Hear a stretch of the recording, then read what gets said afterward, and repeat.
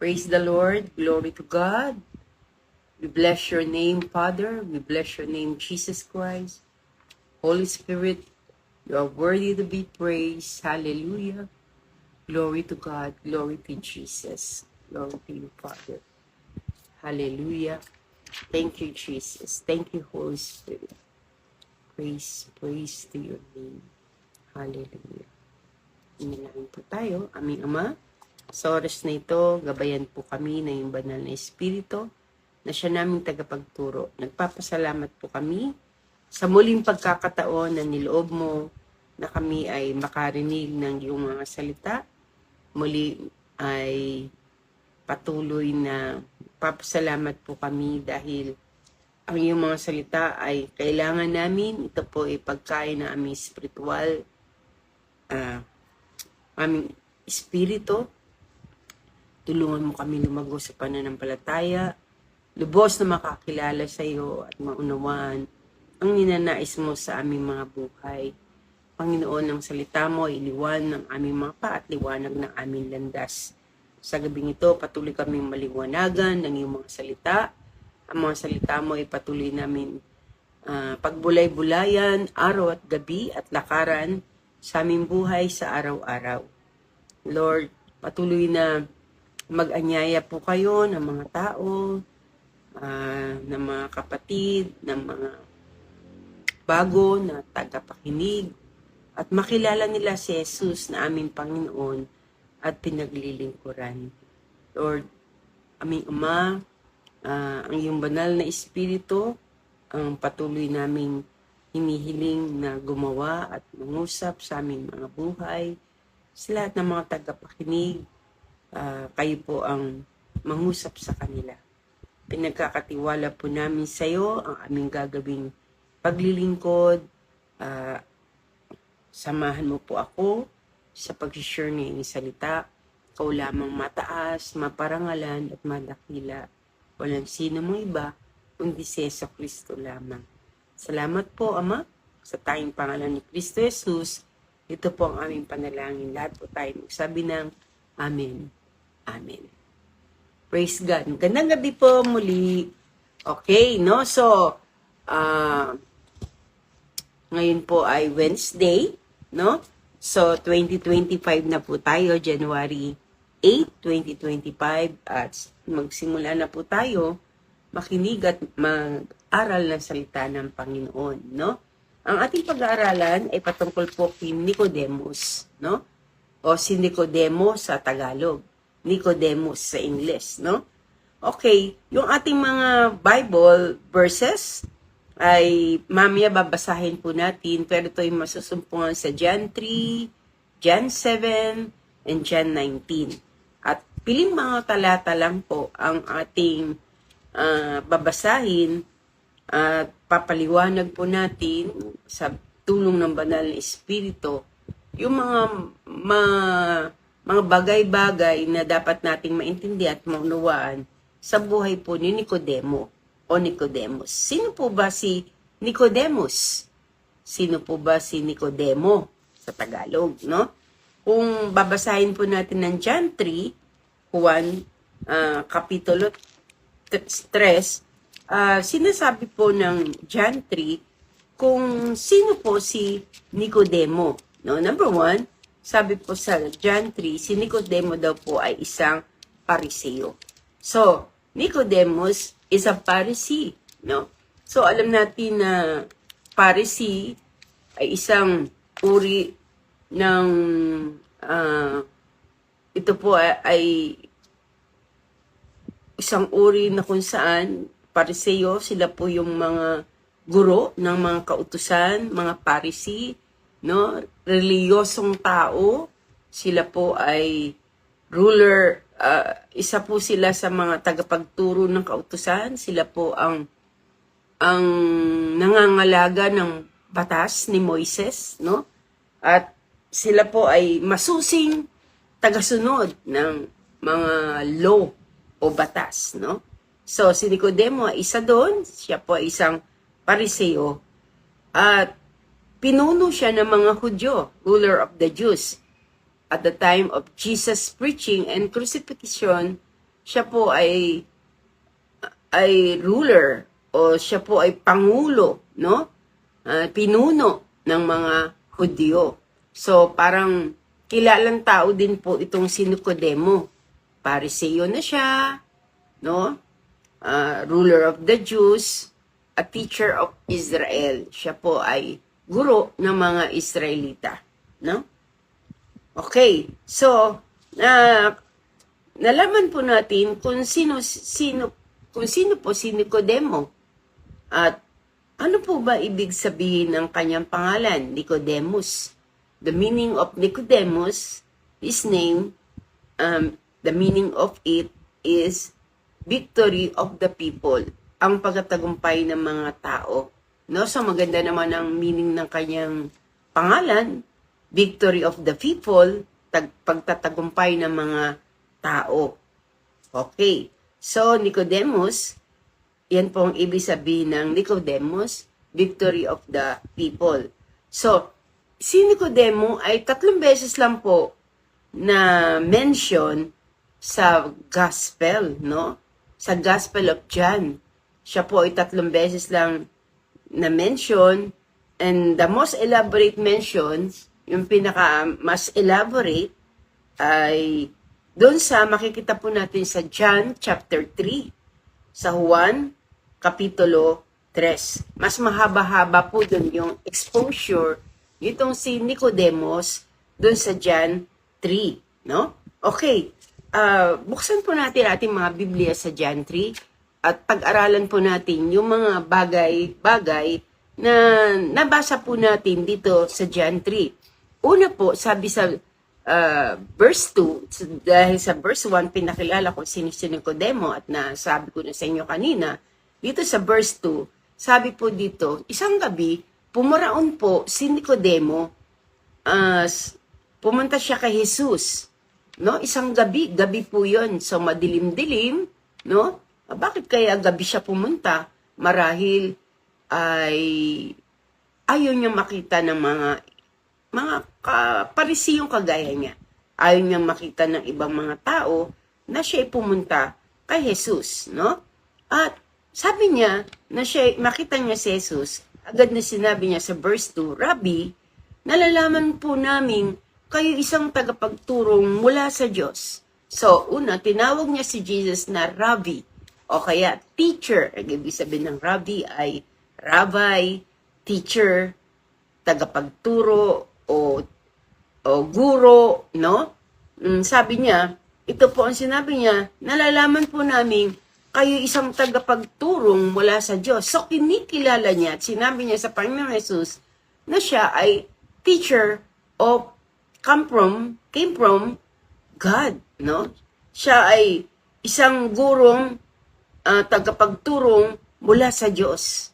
So, bakit sinabi kaya ni Nicodemo na kinilala niya na si Jesus ay tagapagturong mula sa Diyos? Marahil, marami siyang kilala na tagapagturo pero hindi mula sa Diyos, no? So, gayon ang ibig sabihin po ng mga pahayag ni Nicodemo. Naniniwala siya na si Jesus ay tagapagturong mula sa Diyos dahil naniniwala siya na may mga tagapagturong hindi galing sa Diyos, no? So,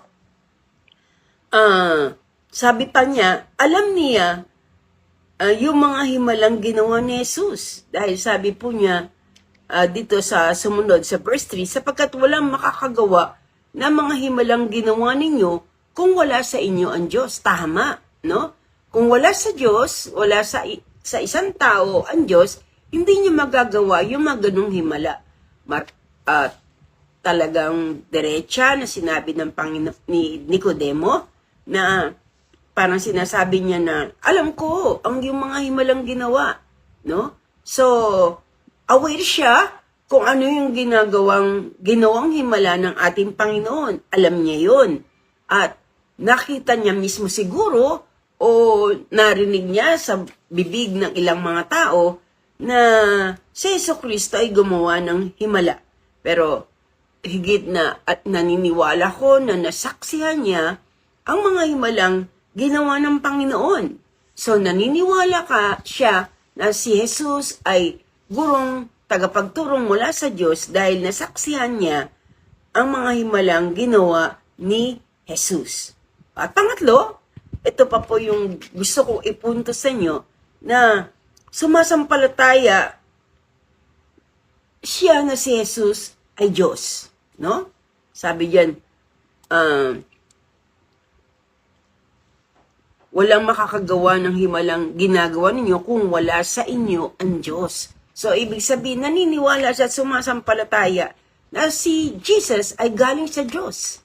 Na si Jesus ay mula sa Diyos, no? Sumasampalataya si Jesus ay mula sa Diyos o masigit na sumasampalataya siya marahil na si Jesus ay anak ng Diyos. No? Okay, so, as Jesus read his mind, yamang si Jesucristo ay omniscient God, alam niya lahat ng bagay, marahil nabasa niya ang isip ni Nicodemus. Kaya sa verse 3, sumagot si Jesus sa kanya, ito ang sinabi ni Jesus sa kanya, no?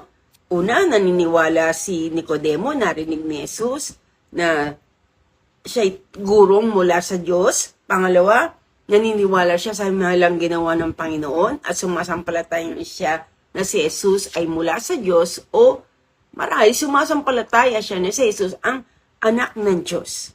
Pero kung makikita po natin sa verse 3, parang lihis po doon yung sinabi at sinagot ni Jesus sa kanya. Ang sabi ni Jesus sa verse 3, tandaan mo ang sinasabi kong ito. Maliban ang tao ay ipanganak na muli, ay hindi siya makakakita ng paghahari ng Diyos.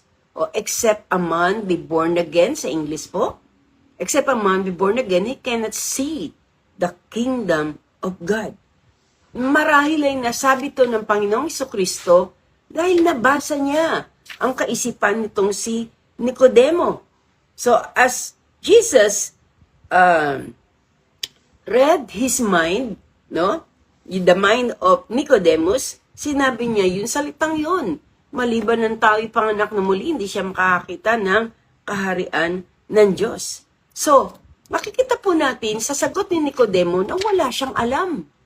No? Siya nga po ay tagapagturo ng kautusan, siya nga po ay ruler of the Jews, siya nga po ay isang pariseyo, reliyosong tao, pero makikita po natin sa mga sagot niya o sinagot niya sa Panginoon na wala siyang kaalam-alam sa mga bagay na spiritual o yung mga bagay na heavenly things, no?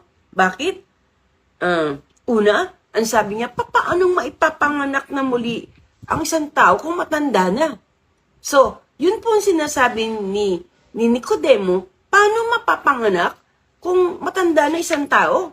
Pangalawa, ang tanong niya, makakapasok ba siya uli sa tiyan ng kanyang nanay?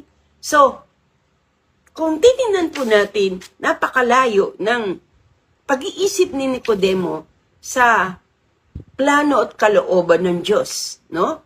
Kung ano yung plano ng Panginoon, kung ano yung ibig kahulugan ng Panginoong Jesus sa tinatawag na born again experience, ay napakalayo na sinagot ng tanong o ng paliwanag nitong si Nicodemo. Akala niya ang born again experience o kapanganakan ng muli ay physical na kapanganakan.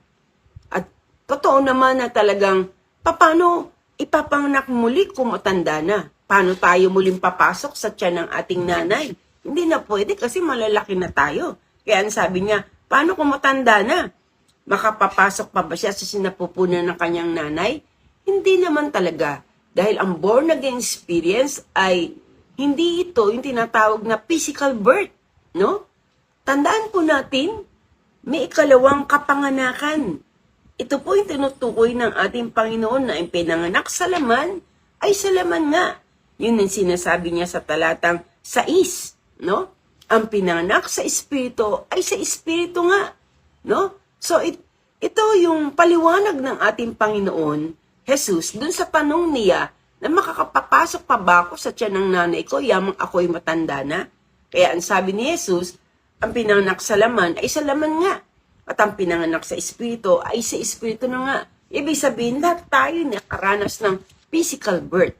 Pero may ikalawang kapanganakan dapat nating maranasan, yung tinatawag na born again experience o muling kapanganakan ng muli. At paano ipapanganak? Kaya nga sabi ni Jesus sa verse 7, no? Siguro takang-taka itong ganun ba? Meron pa palang ikalawang kapanganakan. Kaya nga sinabi ni Jesus muli sa verse 7, huwag kang magtaka kung sinasabi ko sa inyo muli na kinakailangan kang ipanganak na muli. No? So, sabi ni Nicodemo sa verse 9, nagtanong uli siya, paano mangyayari yun? So, ibig sabihin, talagang hindi niya alam paano mangyayari yun. Pero pinaliwanag na nga ng Panginoon na ang pinanganak sa laman ay sa laman nga at ang pinanganak sa espiritu ay sa espiritu nga. No?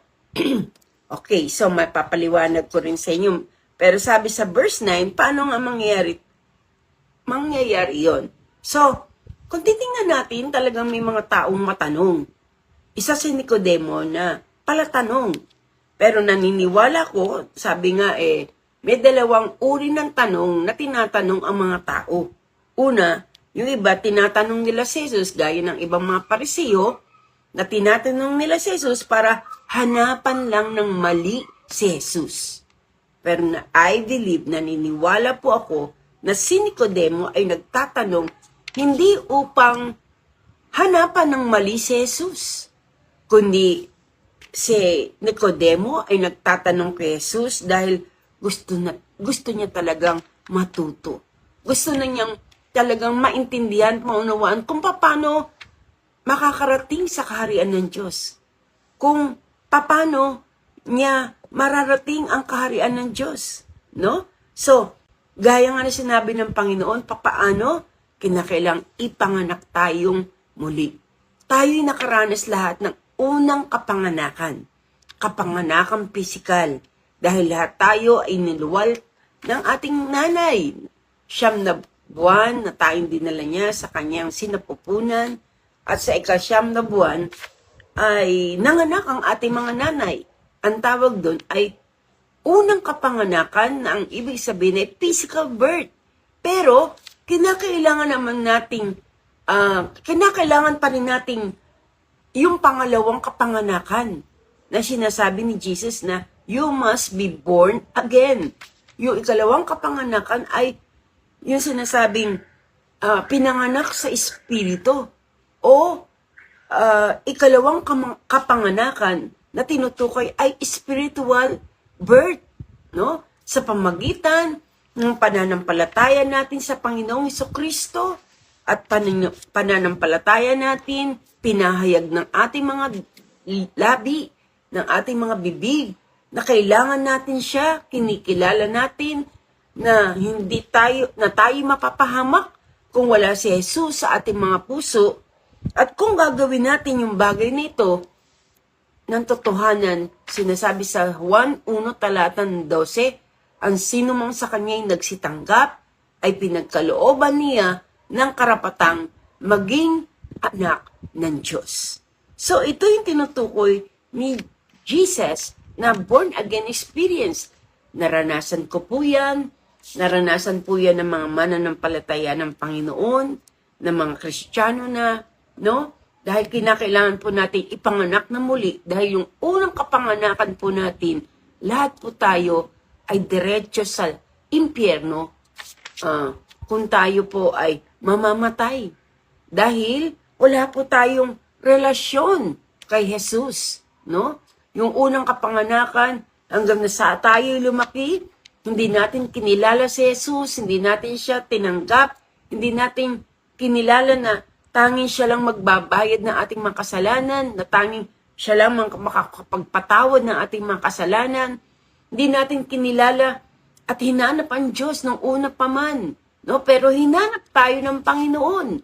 Kaya nga, ang sino man sa Kanya'y sasampalataya, yun ang sinasabi sa John 3:16, ay hindi mapapahamak, kundi magkakaroon ng buhay na walang hanggan. No? Naintindihan po ba natin? No? So, pero napansin ko na si Nicodemo ay palatanong dahil gusto niyang matuto. Hindi upang hanapan ng mali si Jesus, kundi upang siya ay matuto. Ikalawa, na-mention si Nicodemo ay sa John 7.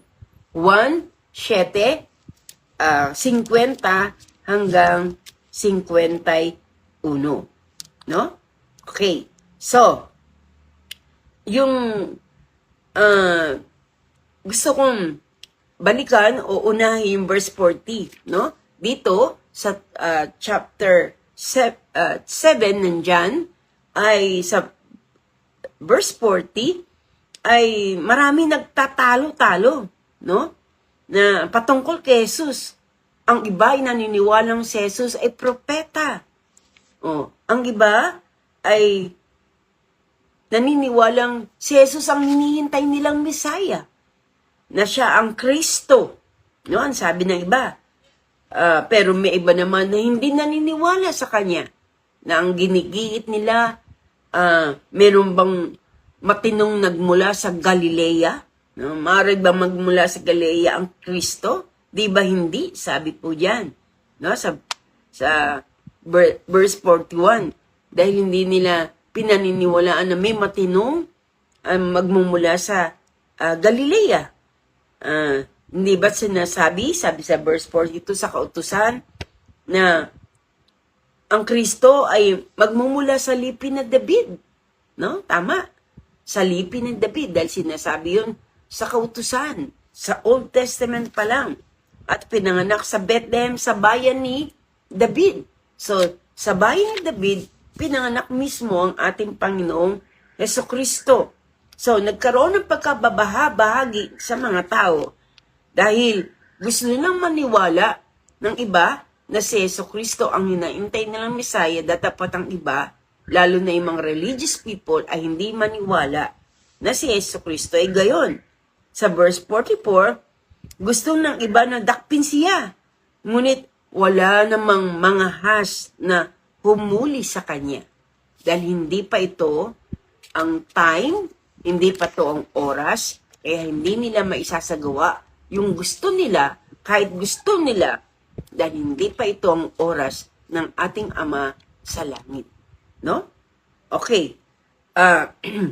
Kaya nga nang bumalik ang mga bantay ng templo, tinanong sila ng punong pari, ng high priest, at ng mga pariseo. Saan sabi, bakit hindi niya siya dinala rito? Yun po ang sabi ng mga pariseo at ng mga high priest. Sa datapwat, sumagot ang mga bantay.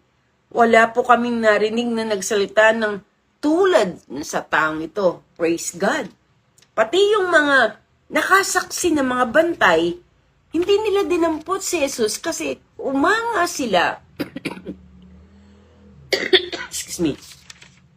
Humanga sila kay Jesus dahil wala pa raw silang narinig na nagsalita na kagaya ng salita ng Panginoong Jesucristo. No? Kaya nga ang sabi ng mga high priest at ng mga pariseo, pati ba naman kayo? No? Nalilinlang na rin niya? No? Ginagamit nila yung salitang nalinlang. No? Dahil sa inggit, dahil sa inis, dahil itong mga pariseo, hindi nila makuha ang puso ng maraming mga tao. Dahil mga pariseo ay hindi naniniwala, ang mga tao hindi naniniwala sa mga pariseo dahil yung kanilang sinasabi, tinuturo ay hindi nakikita sa kanila. Hindi na nila ginagawa, no? Mga hypocrites po sila, no? Kaya nagagalit sila sa ating Panginoon. Sabi na naman nila, mayroon bang pinuno o pariseyong naniniwala sa kanya? Okay, sa verse 49, ang mga taong bayan na ito ay walang nalalaman sa kautusan ay mga sinumpa. At verse 50, isa sa mga naroroon ay si Nicodemo, ang pariseyong nagsadya kay Jesus nung una. At siya'y nagtanong, ito po ang tinanong ni Nicodemo. Tinan ninyo sabi niya ni Nicodemo, hindi ba't labag sa ating kautusan na hatulan ang isang tao nang di mo na nalilitis at inaalam ko anong kanyang ginawa? So, Ano ibig sabihin po ni Nicodemo dito? Sabi, labag sa kautusan natin. Nahulihin natin ang taong yon, no? Nahatulan natin yung taong ito, no?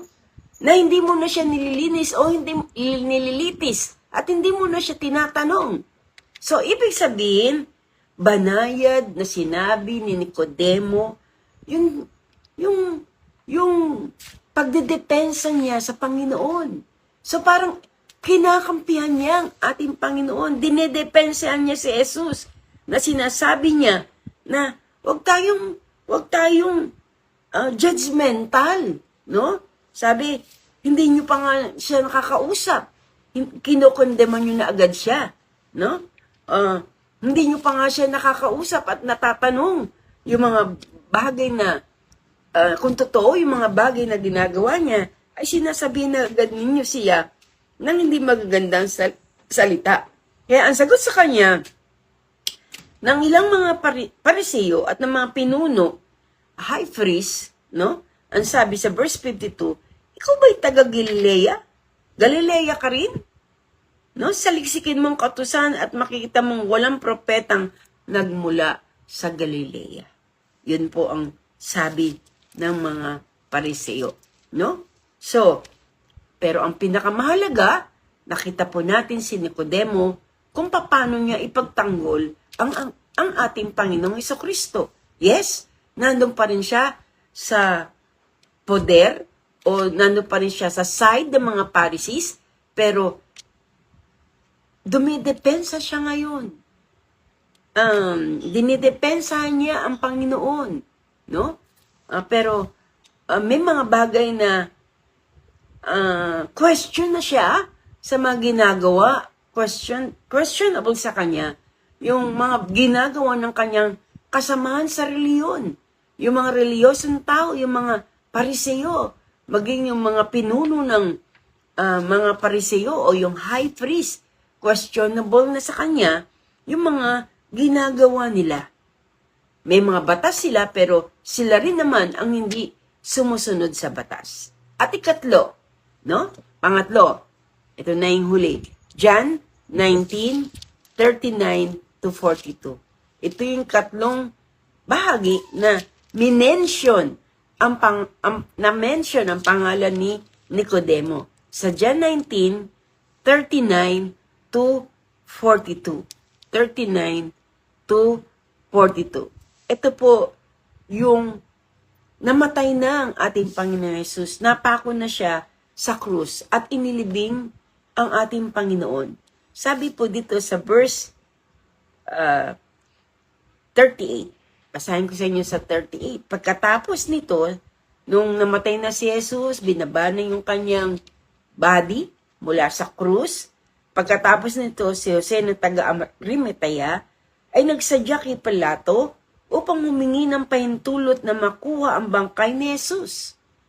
Dati ay inilihim ni Jose na siya isang alagad ni Jesus dahil sa takot niya sa mga pinuno ng mga Hudyo. Ito, no? Si Joseng Arimatea, dati ay silent believer siya. Mananampalataya siya ng Panginoon, pero hindi niya pinapahayag, hindi niya pinapakita, hindi niya pinapaalam na siya mananampalataya ng ating Panginoon dahil natatakot siya na siya rin naman ay hulihin. Natatakot siya sa mga pinuno ng mga Hudyo na baka siya rin naman ay isunod na ipako sa krus, no? Pero nitong nang namatay ang ating Panginoon Jesus, lumabas siya with boldness sa kanyang puso na nakipag-usap siya sa kay Pilato, no? Na sinabi niya kukunin niya ang bangkay ni Jesus, no? Upang magkaroon ng maayos na libing ang ating Panginoon. At pinahintulutan naman siya ni Pilato. Kaya't kinuha niya ang bangkay ni Jesus. Sa verse 39, makinig po tayo. Ito po ang sabi. Kasama rin niya si Nicodemo na nung una ay sa gabi nagsadya kay Jesus. Nung una, gabi siya nagsadya kay Jesus. Pero ngayon, umaga, hindi po ito gabi. Yung paglilibing sa kanya, no? Maliwanag-liwanag pa, no? Kasama ni Jose na Arimatea, sino daw pong kasama? Si Nicodemo, no? Nakunin ang bangkay ni Jesus. At silang dalawa ang naglibing sa katawan ng ating Panginoong Jesus. At ito pang ginawa ni Nicodemo. Nagdala siya may dala itong pabango, nagdala siya ng pabango, no? May 30 kilong pinaghalo, napakalaki, napakadami, 30 kilo, 30 kilos na pinaghalong mira at aloe, no? Myrrh and aloes, no? Kinuha nila ang bangkay ni Jesus at nilagyan ng pabango at binalot sa telang lino.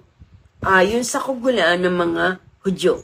Malapit na pinagpakuan kay Jesus ay may isang halaman at dito may isang bagong libingang hindi pa napaglilibingan dahil noon ay bisperas ng araw ng pamamahinga at dahil malapit ang libing ito, doon nila inilibing si Jesus. So nakita po natin, napakakaunti lang na makikita po natin sa Bible na konti lang mga verses na kung saan na-mention ang pangalan ni Nicodemo. Pero kagulat-gulat, bagamat siya isang pariseo, bagamat siya isang ruler of the Jews, pinuno ng mga Hudyo, bagamat siya isang teacher of Israel, tagapagturo ng kautusan, no? Pero si Nicodemong ito, he seek Jesus. Hinanap niya si Jesus. No? Meron na siyang tanong sa puso niya, para bang mali itong pinaniniwalaang kong reliyon, mali itong mga bagay na ito, kaya nagtanong siya kay Jesus nung una pa man sa John 3. At naniniwala ko na si Nicodemo ay naging mananampalataya ng ating Panginoong Jesucristo. Bagamat nung una, he was a silent believer. Nakagaya ni Jose na Arimatea, na siya ay, nung una ay nanatiling tahimik na mananampalataya. Hindi niya binroadcast, hindi siya nag-share, hindi niya pinaalam sa iba na siya mananampalataya ni Kristo. Dahil siguro marahil sa takot sa mga pinuno ng mga reliyon o sa mga kasamahan niyang pariseo. No? Pero gusto niyang makilala si Kristo Jesus. Gusto niyang malaman ang plano at kalooban ng Diyos sa buhay niya. Hindi niya magagawang lapitan si Jesus bilang mga tagapagturo ng kautusan. May pride ang mga taong yon. Pero si Nicodemo, inalis niya yung kanyang pride. Nagtanong siya kay Jesus at naintindihan niya marahil yung katuruan patungkol sa sinasabing born again experience. No? So, he wants to know Christ. And he believed in Christ. Naniniwala siya kay Kristo Jesus. Yung ginawa niyang pagdedepensa kay Kristo ay nagsasabi na siya'y pumapanig sa ating Panginoong Jesucristo. Na siya ay gumigising na para ipaalam ang tama sa kanyang kapwa mga pariseo. Bagamat nung una siya natatakot sa kanyang kapwa pariseo, datapwat, pinatunayan niya na siya'y mananampalataya ng Panginoon Jesus, na si Jesucristo ay namatay sa krus. Pinakita niya ang pagkikare niya, ang kanyang pag-ibig kay Jesus. Kaya kasama ni Jose Arimatea, sila ang kumuha ng bangkay ni Jesus, inilibing at nilagyan ng mamahaling pabango ang kanyang katawan, pati ang mga lino na sinuot kay Jesus Christ. So, ano po ang lesson na makikita natin dito? Mga kapatid, huwag nating ikahiya ang ating Panginoong Jesus. No? Nung una, nahihiya pa siya, kaya siya pumaroon sa gabi, kinausap si Jesus, gusto niya malaman ang katotohanan dahil nahihiya siya. Ayaw niya ipaalam na siya ay naniniwala kay Kristo Jesus. No? Dahil may sinasabi sa Biblia, ang sino mang ikahiya ako, sabi ng Panginoon Jesus, ay ikakahiya ko rin sa harapan ng ating Ama na nasa langit. So, mag-decide tayo. Marami ngayon ang umaattend ng church, pero hindi kilala ng kanilang mga mahal sa buhay, na Christian na pala. Hindi alam ng mga ka-office mate niya na Kristiyano na pala siya dahil hindi niya sinasabi, hindi niya pinapahayag si Jesus sa mga kasama niya sa bahay, sa mga kasama niya sa trabaho, sa mga kasama niya sa eskwelahan, no?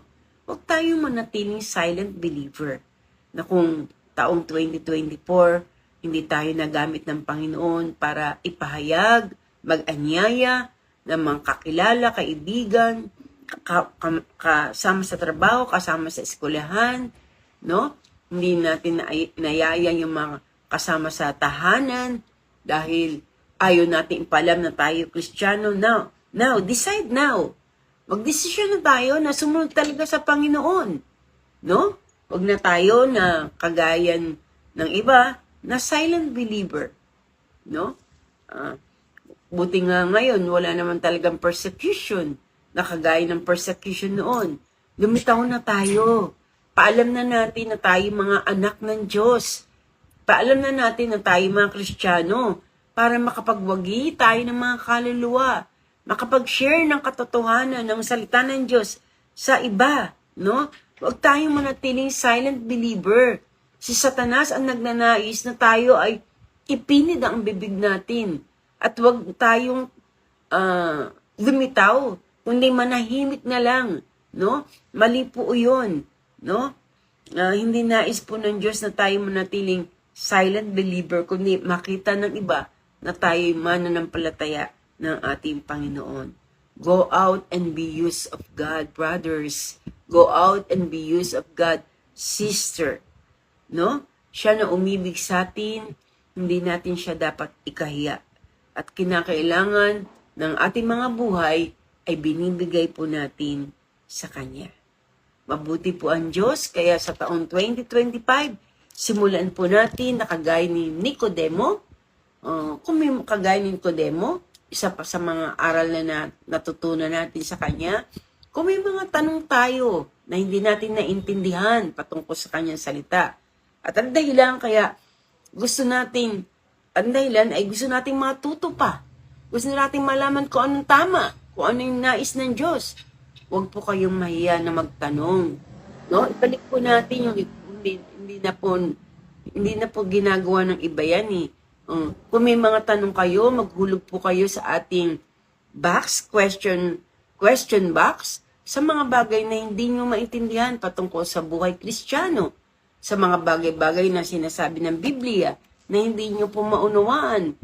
Magtutulong-tulong po tayo